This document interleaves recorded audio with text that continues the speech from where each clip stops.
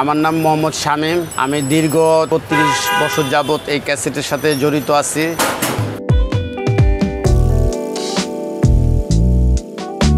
দুইটা দোকান নিয়েছিলাম, দুইটা দোকানে আমি সিডি আর অডিও ক্যাসেট করতাম, কিন্তু এখন তো এই যুগ নাই। ওই স্মৃতিগুলা ধরে রাখছে, যেমন এক সময় পোলাপানের কার্টুন ছিল, mister Bean, Tom and Jerry, বুঝছেন, হ্যারি পটার, নানান ছিল।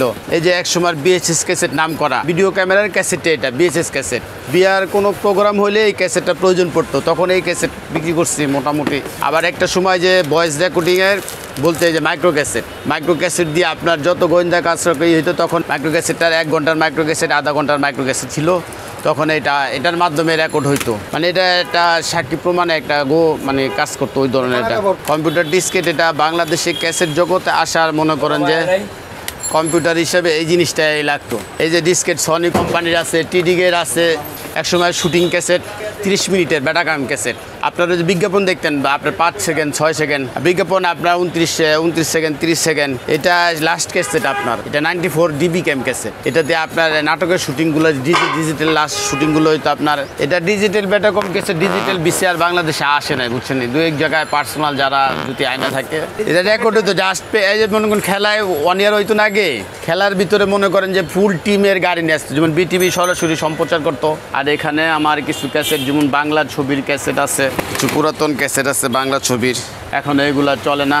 হ্যাঁ, এই যে একটা ক্যাসেট আছে, এইগুলা এখন এন্টিকেটার হিসেবে রেখে দিচ্ছি। আপনার এক সময় বিয়ে বাড়িতে জনপ্রিয় একটা গান ছিল, বিয়ে হইলে মনে করেন কানল বালার এই গানটা শুনতো, হলুদ বাটো মেহেন্দি বাটো। নায়ক রাজ্জাকের আপনার নিবেদিত ঢাকা 86, ঐতিহাসিক একটা পয়সা, অনেক পুরাতন ছবি, বুঝছেন। এটা রাজ্জাক সাহেব তখন এই ছবিটা অনেক মার্কেট পাইছে। শিল্পীরা গান শখে গাইতো, আবার মনে করেন যে গান গাওয়া তাকেও মনে করেন যে শখেই গান গাইতো। এখন যেমন টাকার একটা হয়ে গেছে, তখন কিন্তু এই জিনিসটা ছিল না। আগে কোনো কপি সিস্টেম নেই। এখন দেখি ইউটিউবের ভিতরে অনেকে আপনার এই 2-1 টাকা কোম্পানি আছে, তারা বলে যে আমাদের জেমসের গান 10টা আমাদের গান আমাদের কাছ থেকে নিতে পারবেন। কপিরাইট করা কারো অনুমতি নেই, যদি শিল্পী না অনুমতি দেয়। মনে করেন প্রত্যেকটা মোড়ে ক্যাসেটের একটা দোকান। গানগুলা তৈরি হইতো ঈদের 1-2 সপ্তাহ আগে, 1 মাস আগে, 1.5 মাস আগে গানগুলা তৈরি হইতো। 1.5 মাস আগে তৈরি হলে 15 দিনের আগে তাকে পোস্টার দিত, যেমন আপনার এন্ডি কিশোরের গান ডাক দিয়েছে দয়াল আমারে, তারপরে আপনার পান্থকানার গান চমকি চলেছে একলা পথে, এই ধরনের নানান হেডলাইন দিয়া আপনার বায়োস্কোপ ক্যাসেটের হেডলাইন দিয়ে পোস্টার বাড়ি করে ফেলে। তো গেলে ওই 10টা ক্যাসেট কিনলে একটা পোস্টার দিত, একটা পোস্টার দিলে একটা পোস্টার আমরা দোকানের সামনে লাগাইতাম। কাস্টমার যে ভাই এই ক্যাসেটটা আইসে, জি না আসে নাই, আসলে আমার একটা ক্যাসেট দিয়ে।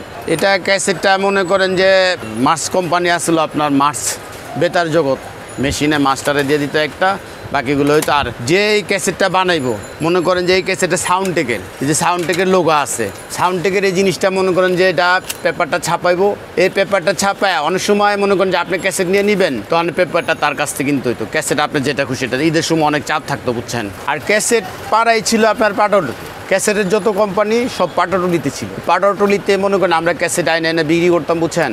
আর আপনার সিডি ক্যাসেট এগুলো বাইতে পারতাম বিভিন্ন মার্কেটে, যেমন ইস্টার্ন প্লাজা 5 তলা ছিল, ইস্টার্ন প্লাজা পাচ্ছিল আপনার এলিফ্যান্ট রোডে 2-3টা দোকান। আমাদের ইলেকট্রনিক্স তারা দেখি আপনার অফিসিয়ালভাবে বসে রয়েছে, মানে ইউটিউবে তারা গানটা নিয়ে করে।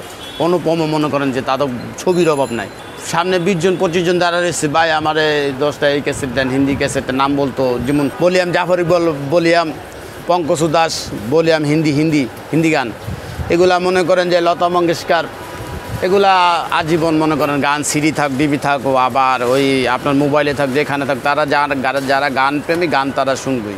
আমরা মনে করেন 5-7 জন, একটা আমার কর্মচারী ছিল ওয়াহাব আলী, বুঝছেন নি। তো এই আমরা যখন সারা রাত দোকান করতাম, দোকান করে ভাঙতি টাকা 20-30 টাকা, বুঝেন না, বাসায় যাইতাম ভোরবেলা, সকালে যাওয়ার পরে মানে ঈদের 3 দিন আগের থেকেই 1-2টা, খালি চান্দাতে দিন সকাল 7:30 পর্যন্ত আমি রাজধানী সুপার মার্কেট, আর এই বাইতুমার মার্কেট তো মনে করেন যতই বেচা কিনি হোক, হাইস্ট একটা স্টেডিয়াম একটার উপরে আমরা পাইনি কখনো।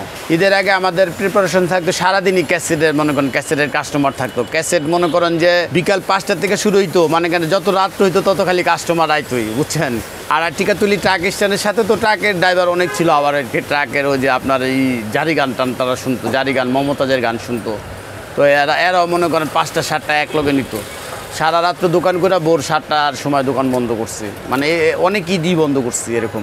না ভাই টাকা বুঝেন না, 100 পিস ক্যাসেট বেচতে 3000, 200-250 হাইস্ট। এই যে চান্দাতে দিন মনে করেন যে 400-500 ক্যাসেট বিক্রি করছি, কিংবা 600 ক্যাসেটই বিক্রি, এর বেশি বিক্রি করতে পারিনি। এমনি মনে করেন প্রতিদিন এভারেজে 100-150, বুঝেন না, 5-7জন কর্মচারী, একটা ক্যাসেটে 60 টাকা লাভ। হিন্দি ক্যাসেট কিনতাম আপনার এই বেতার জগৎ থেকে 15 টাকা, বিক্রি করতাম 30 টাকা, ওইটা একটু লাভ হয়েছে। দেখো ইন্ডিয়ান মাল বাংলাদেশে কপিরাইট করতে বলছেন, ওইটা একটু লাভ ছিল। ওগুলো 60 টাকা, আপনার 28 টাকা তাকে ধরতে ব্যান্ডের গান। যেমন সারগামের ক্যাসেটের সবসময় 1-2 টাকা দাম বেশি থাকতো।